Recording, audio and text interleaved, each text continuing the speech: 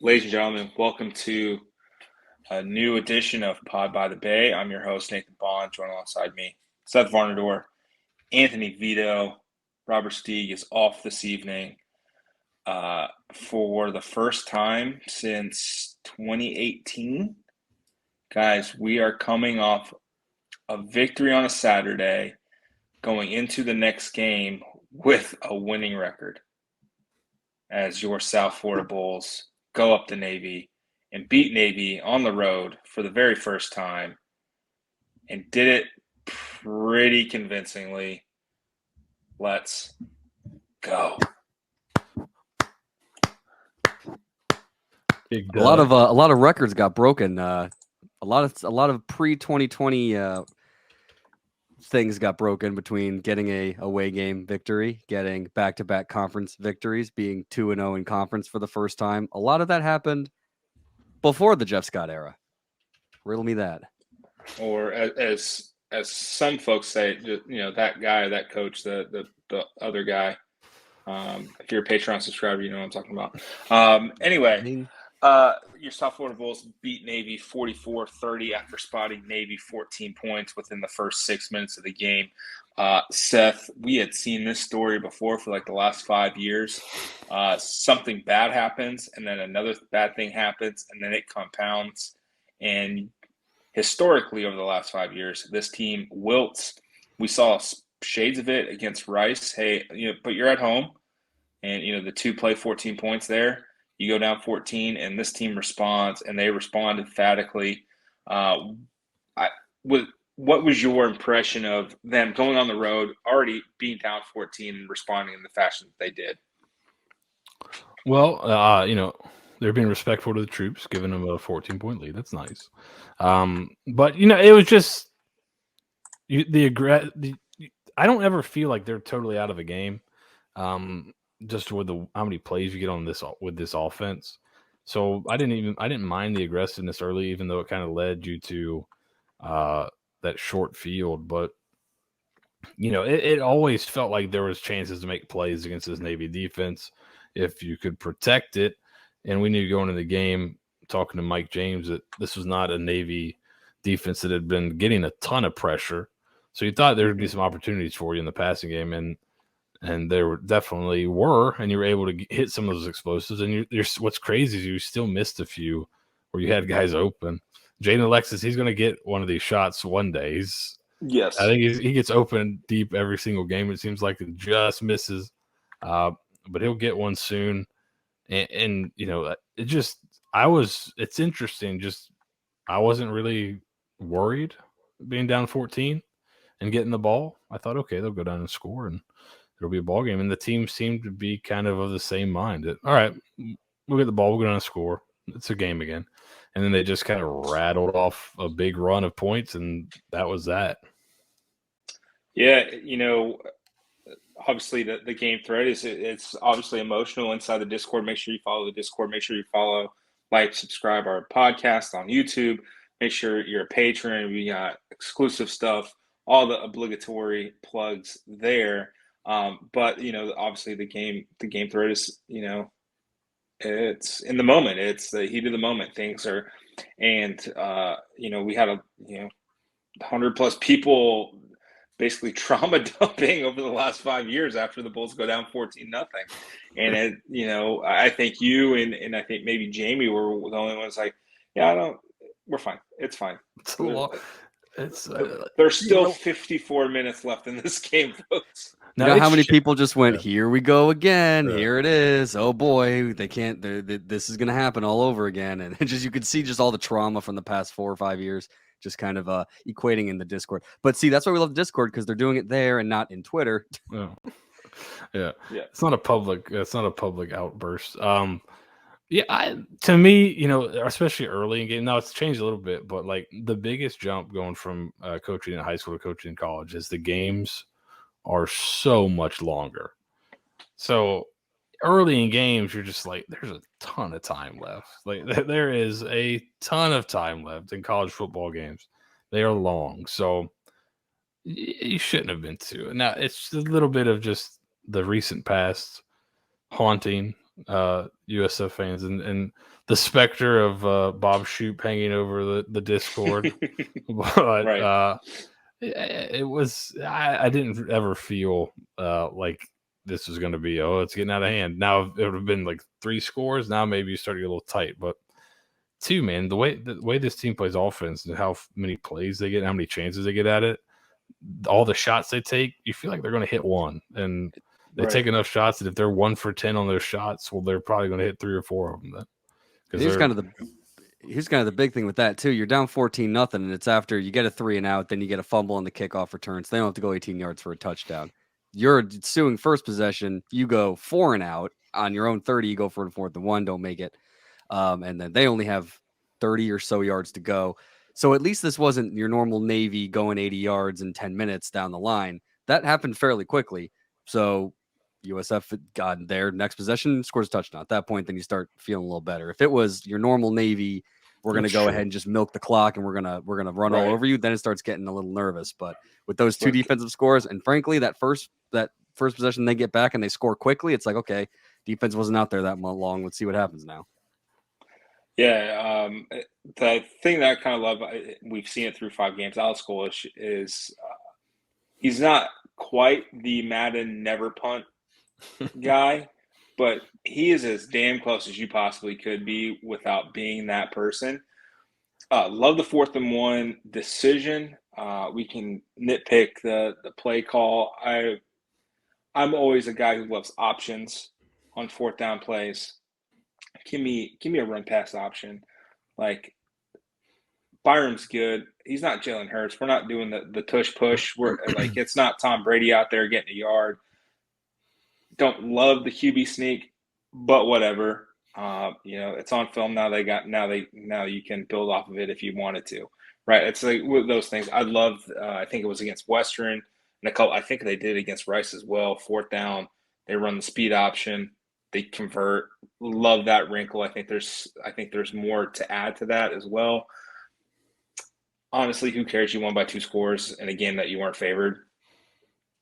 It's all bro. Ballers ball. I don't know what to tell you. That the team has this swagger to them, and it permeates on down from Alex Golesh. And speaking as a ginger, you have to have an outsized confidence to just walk around in this world. So it definitely makes a lot of sense that he likes the way his shit smells. Basically, like his shit don't stink to him, and it clearly is evident. And it goes throughout the program. Byron Brown, 26 of 34. I thought he was sharp, stayed in the pocket, probably more so by design. 338 yards, 3 touchdowns, no interceptions. Hits the deep shot to Sean Atkins, kind of gets it rolling. The guy continues to impress me every single day, and he now I think he's equaled his age in career touchdowns through 7 starts. So that's pretty dang impressive. Yeah, and just to get back to the aggressiveness, USF does lead the country in 4th down attempts. So, and I think that, and we talked to, when shameless plug, our interview with Day, we talked about the aggressiveness and what does that make you feel as a player? Does that give you a little bit of freedom? And he said, yeah, it shows that the coaches have confidence in us. And I think you're seeing that with a guy like Byron Brown, where the year started off pretty tough for him through the air. And then you have a kind of a, not a great game, but really good with your legs against Western. FAM was it was pretty good, but there still wasn't quite clicking. Then you have Alabama come in, and that could be a real downer, right, coming out of that game. But the last 2, he's been everything he was in the 2 games last year that made USF fans kind of salivate, and even more. So if this is the quarterback play you get going throughout the rest of the year, you're going to be in most of the games you play. So I think that's the exciting thing, is kind of seeing him kind of bounce back from a tough start, and also the receiver group kind of bounce back from what was a tough start for them too. You're seeing more and more guys. It seems like each week it's a different guy kind of making a big play, and sometimes a couple guys. So that's been good to see from both those guys. And I think that comes from the aggressiveness from the coaching staff and the confidence that gives the players to, hey, we're going to keep swinging. So if we're down 14-0, well, we got a lot of shots left still. So no problems. You kind of mentioned, in the Ponderosa that we've already recorded, that's, in the can. But the offense hasn't really kind of clicked into gear. And the thing that I was kind of looking at the stats, they're under 40% on third downs this year. I think there is a way for that number to improve and improve quickly and dramatically with the way this offense can click. And it's just being more consistent.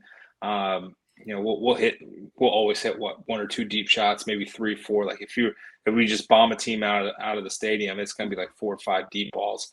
But being able to consistently sustain drives like they did, with the help of a penalty, that 7-minute and 28-second Navy-esque drive to ice the game, you had to get conversions. You had to keep moving the sticks. I think if we get a little bit more out of that, honestly, the sky's the limit for this offense. And if we can get the running backs going a little bit more, teams averaging under 4 yards a carry this season. So that's something to look forward to, that, hey, we put up 40 plus points in back-to-back games, and the offense still hasn't really kicked into high gear yet. Yeah, and earlier today, Tom Fornelli put out a stat, fewest yards per play on first down. USF was 7th in the country in terms of fewest yards per play with only 4.2. Mike Elko, who's now the head coach at Duke, when he was at Texas A&M, they were really good on third downs defense, and they asked him how. He's like, because you got to be good on every down. Like, being really good on third down means you were probably pretty good on first and second down. Like, you got to have that plan to limit yardage. Right. You can't just wait till third down and be like, all right, now we're going to try to limit. You got to do it the whole time. And so the inverse, with you mentioned the running game struggling, when that's not going and you're taking some shots down the field, which are not high percentage throws, you get yourself in a lot of 2nd and 10s. And then same thing, if you're not able to run the ball and kind of get yourself back into a second and manageable, now you're in a lot of 3rd and long. So I think, and it's kind of been what we thought maybe going through the year, is as they get further in the conference play, you're going to see these offensive numbers start to go up. And that's kind of proven true through 2 games, but I think you'll see the efficiency numbers even start to creep up as they get further and further along. Every week they're getting a little more confident about what the offense is too. So, we'd say progression is not necessarily a straight line, but we actually might see that straight line as we go through conference play. There's only one team on the remaining schedule that's over 500, and that's Memphis. So, at any game, at any given Saturday, right? But at that point, you can start feeling they can beat you in multiple different ways. That's what's impressing me about Byron Brown. He's saying, okay, you're going to stack the box. I'm going to go ahead and air it out, and I can put up 300 yards and not. I mean, he ended up having negative rushing yards because of the sacks, but air raid, baby. Seth said it way back when we were looking for a coach. It's like, wouldn't it be great to have a system so that way you can recruit to the system? And I think Alex Golesh has really figured out what to do. They're starting to really figure out what that offense needs to be, and I really like where this is going. And it took a couple games to get there, but now that you see it, you got receivers that can fly, and everybody can contribute. I mean, Sean Atkins was kind of the star this week. Last week it was Naeem Simmons, but even you got Michael Brown-Stevens catching a touchdown. Again, Jaden Alexis is probably gonna have a big week one of these weeks. It's just you start looking at the talent, and it's evident once you start getting the conference play. And then the forgotten man, Chopper Brown, 7 catches, 80 yards, just a ho-hum game for him. It's the thing that we kind of talked about post-game with Coach Golesh is it seems like they have their 3, 4, 5 guys in the wide receiver room that they are very comfortable with, which means Kelly Joyner can go back to his natural position, and fans across the country can breathe easy at night, because Seth and I are not going to pull our hairs out trying to figure out why Kelly Joyner is not on the field more. And he looked pretty good back in his old home. So that's right. He needs to get back there. This may or may not be the actual reality of the situation, but in Bulls by the Numbers this week, I said the most important story to come out of the Navy game on offense was that Kelly Joyner was back at running back in terms of the snap count. I think it's important in terms of adding an element to that room that they need. He's a little bit more shifty. I think the other guys are a little bit more straight ahead. And I think that's something that will be really useful in the offense. You saw him about bust a couple runs, getting outside, kind of making some cuts, getting outside, getting the open field, and just about breaking them. I think as he gets his feet back there, he'll be a real big asset. And then it also means, you got Sean Atkins taking up pretty much all the snaps at slot. And then they're also using motion to get some of those other guys reps. Naeem Simmons gets a look in there off motion and things like that. So I think they're, like you said, they're pretty comfortable with the group they have. They've got 5 that are pretty good. I think pretty tough, especially in conference play with Atkins, Simmons, Brown, Alexis, and Michael Brown-Stevens, who made an awesome catch in the end zone. Strong hands. Yeah. So you feel pretty good with that group. Yeah. Get your feet in bounds. We've gone the 2 extreme. I think Golesh said before the season, the group could be pretty good or they could be pretty average. And we've seen kind of both ends of the spectrum through the season, but I think we're starting to get more towards the pretty good on a more consistent basis. Yeah, and the pass catching group that I was kind of worried about going into the season was the tight end group. It seems that they're all listed as or this week in the depth chart. So Wesson Wolf, Gunnar Greenwald, Jason Littlejohn. I believe Greenwald got the start last week. So each one of them has at least one start on the season. They feel pretty comfortable about those 3. And that was, for me, one of the bigger question marks. Like, okay, if you're going 1, 2 tight ends, do you have the guys to hold up? And we saw it against Rice. They go 12 personnel and they hit the deep shots. Like, they felt comfortable with the tight ends in the game to be able to do something like that, go max protect and get those shots down the field. So just, brick by brick, adding another wrinkle to the offense. And we are nowhere near the fully formed offense, especially God bless him. Sean Atkins hit 19 miles an hour, but a speedier slot receiver is going to make this offense jump in the future. So I'm excited to see what they can do. Yeah, that's the crazy part is you're scoring. You've been able to be so explosive. You're scoring 40 points in conference. You're averaging over 40 points a game in conference play, and your numbers are like your efficiency numbers aren't even that great. So once they start to get that figured out, it's going to be really, really difficult to stop. To be fair, and now I think as we transition a little bit, 7 or 9 of those points were from defense and special teams. How about that defense, fellas? You have a couple guys, there's a couple guys that really jumped out to me last week, but here's one stat that is night and day from last year. Navy was 3 for 14 on third down. This USF defense was making tackles in the open field, and that is something that, especially against a team like Navy in the past regime, they would be I don't want to say terrible, but they would be giving up big third down conversions. Your defense is staying on in the field. They get tired over time, but 3 for 14 for Navy was incredible to see. And I mean, outside of that really long pass at the end when, they were pretty much selling out for the run, I thought the defense played exemplary. And I mean, it's just really great to see that Todd Orlando really has changed this whole cadence on defense pretty much overnight. Yeah, what do you think? What do you think they were last year on third downs defensively? I think I know this. I tried to look it up and failed. I think, like 53%. It was 50.34% on third down. This year, not good. This year, 33.78%. Oh my gosh! I'll take it. That's quite a difference. It's half your battle right there. You can't keep giving up those conversions. It's just a gut punch every time. I was just shocked at the amount of open field tackles they would make. I'd see a guy get, on the edge, and then someone would come up and how about Andrew Mataafa, who came in? I think did he get a start? But I mean, 10 total tackles, 3 solo, 0.5 sacks, 0.5 TFL. I mean, that's the first time he was flying all over the place. Yeah. So Andrew Matsafis steps in for TJ Gordon, who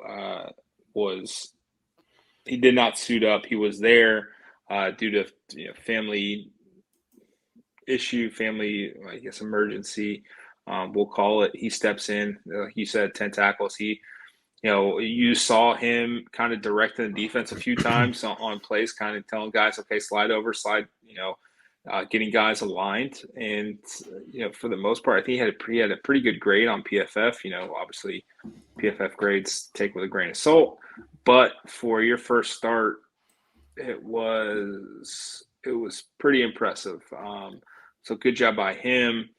I think Jalen Stokes in his press conference today, or I guess Tuesday, mentioned, they were 3 for 14, which is great, but when they reviewed the film, there were 2 plays that they could have made it 1 for 14. Like those, like it could have been even worse. And we kind of figured that the game flow, was it Parker puts out that did we really get beat as bad as we net did? Success rate. And Navy got beat. Navy got beat pretty bad. So that's all we can ask for. I think for once you're kind of actually building on the momentum of everything, and I think as the great Lou Brown once said, you win today, that's 1. You win tomorrow, that's 2. You win the next day, and that's what we call a winning streak. It has happened before, so why not Saturday? Yeah, 3 in a row. I just made me think of the video we put out of the USF locker room in 2019 with that speech play. Oh man. May have to resurface that one if I can find it. Yeah. So when they were 4-4, right? Was that, yeah, it was somewhere in there. Yeah. Oh God, what a nightmare that was. One thing to kind of be mindful of: turnover luck, fumble luck, especially. The Bulls have recovered all 4 opponents' fumbles, and then they've lost 6 of their 7. I think the 7th one was Joffrey Brown against Rice. They just rolled harmlessly out of bounds. So be mindful of that. Turnover luck is something that is not repeatable unless you're USC for the last year and a half. That's been that's been kind of a weird thing to kind of watch out for. But I mean, I can't. I love to complain. I can't really complain. This has been fun. It's been, I work for customer facing business, and I wear USF polos almost every single day, and people are actually talking about oh, I saw you guys against Alabama. You look pretty good. Oh, did you guys win this week? Oh, you did. Great. How was that? I had a 15 minute, probably a 10-minute conversation with a guy on Monday, just kind of talking about the Navy game. He's a college football fan, doesn't particularly follow USF. Just kind of talk. He wants some money because the line was so askew. So I think we're definitely. I think the line's adjusted, and we're not going to be sneaking up on anybody anytime soon. If you got it UAB plus, -2, or you got USF +2 when the line's opened, this is probably your last chance to actually take the points with this Bulls team until maybe Memphis. And if you did do that and you're not a patron, you could use your winnings to become a patron and get some exclusive content and some fun stuff coming up in the hopper. I don't know, fellas. I look at this and go, as this is going, you look at this schedule, and I don't want to look too much ahead because, any given Saturday, anything can happen. But who, buddy? I mean, all of a sudden we're USF adjusted with our what we're looking at, and if they just keep getting better and keep getting more consistent and don't get into the bad turnovers. And again, they lost the turnover battle last week. It didn't matter. This could be a really fun remainder of the year, considering who they have. Yeah, we talked about it on the Ponderosa a little bit. Are we allowed to say the B word? The BG word?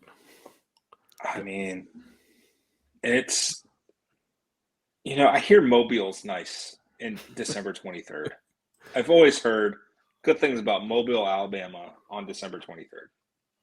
You mean the birthplace of Mardi Gras? Yeah. Why not? Exactly. I've heard good things. That'd be exciting. You get deeper into this season, and we kind of knew the back half of the schedule was kind of meh, but it's looking a little bit more turbo than anticipated. Yeah, there's a real chance, especially if you look at, we talked about our friend Kelly Ford at K Ford Ratings on Twitter, kfordratings.com, has this game as kind of a toss-up, and then the next two, the FAU is kind of a toss-up, but still in USF's favor, and then heavy favorite against UConn. You win all those. It happens before your bye week even, which was pretty crazy. I think we said the statue was going up if you hit 6, so they might have to start erecting that pretty soon. Yep. And you also look at it, FAU, Casey Thompson, unfortunately injured for the rest of the season. That was kind of your wild card there as a quarterback. Tom Herman, good offense, but who knows? They're not looking as good as they could be. And then UConn is just, oh my gosh. I don't know if you saw the ending of the Utah State game, but that talk about just like getting all of your work. They cashed in all their luck on the national championship in basketball, and now football is paying the price. But those are your next 3. But don't get me wrong. I'm not looking past the fight in Trent Dilfers. We just won our first away game in since 2019. When's the last time they won back-to-back away games? I'm assuming 2018, probably, maybe 2018. Anyway, it's tough. But you start looking at that and going like, wow, you missed ECU, you're missing Tulane, you're missing SMU. Yeah, and schedule so nice. You get a UTSA that's kind of wounded, and you thought that was going to be a really, really tough one. So, interesting rest of the season. Makes it really exciting and tremendous content. Agreed. Well, with that, we've got one more show to do, depending on whenever this posts. Maybe it's already out. I'm not entirely sure. Schedule works. We have a bunch of stuff out this week. If you're a Patreon subscriber, you've already gotten the interview with Daquan Evans, USF slot corner. It's already in your feeds within Patreon. You'll have the Ponderosa later this week. For the free subscribers, you have the Pod by the BAE. You'll also have the Blog Boy Roundtable. Patreon subscribers also get the Bulls by the Numbers, post-game shows, everything. It's been a lot of fun this season. I think I feel a little bit rejuvenated, revigorated, because I know the whole thing was like we were like such a hate blog, but we are the biggest marks for this program, for this school. Like, we are the 12-year-old kid in the stands when The Rock comes out. Like, we will pop for it's just 100%. And it's just nice to have this feeling again. So with So I say winning's a lot more. Winning's a lot more fun. It's a lot more fun. So cover. Trust me, the film rooms when you can watch like an offense moving the ball and defense playing well, it's a lot more enjoyable to go back and highlight things than have to be like, well, if this guy would have moved this way and that guy would have gone there, they could have gained 3 yards on this play. Like, it's if the quarterback threw this in this spot instead of that spot, it would have been intercepted. It would have been a 5-yard gain. It's a lot more fun for us too. And I think we're doing a pretty good job providing content. As you said, it comes out to about, I think, with free and Patreon. If you're following us with the free stuff we've been putting out and the Patreon, we're putting out during the season about one piece of content every day. So you get about 7 different things a week. Pretty involved. Some of them pretty involved. Some of them a little bit easier for us to do in terms of just like we can hit record for a post-game show. But other stuff takes a while. The Discord is $5, and you also get access to Bulls by the Numbers, which is basically Get you PFF, some PFF information, which is both of those message board, and that is $20 combined. You get it for $5 through us, and then the $10 tier is the most popular, and that's where you get all the extra podcasts, the film rooms, a lot of different content, extra stuff every week. So we've had good responses. We keep growing. If you're enjoying it, tell your friends or try it out for a month. The worst, you can be out $10 for a month, and you'll get your money's worth in that month. And if you don't like it, you can unsubscribe. But we haven't had any of those yet, so so far so good. So yeah, pretty good. We just eclipsed 100, which is, I mean, incredible. But think about this: this is football season now. It's starting. You can see it's going to be an exciting year. I think you're going to want to see all the fun stuff we have planned. At least just think about it. Even if you just say just till the end of the year. I mean, it would be great if you did pass that too. But just think about all the fun football stuff that you would be missing if you don't. I know I'm trying to lean in that FOMO thing, but thank you everybody for being patrons. Thank you for doing everything and supporting this since we started this. But hey, it's a lot more fun to do this when we're winning. So yeah. With that, signing off on another episode of Pod by the Bay, proudly presented by the Bay Area Examiner. Go Bulls. Go Bulls. Go Bulls.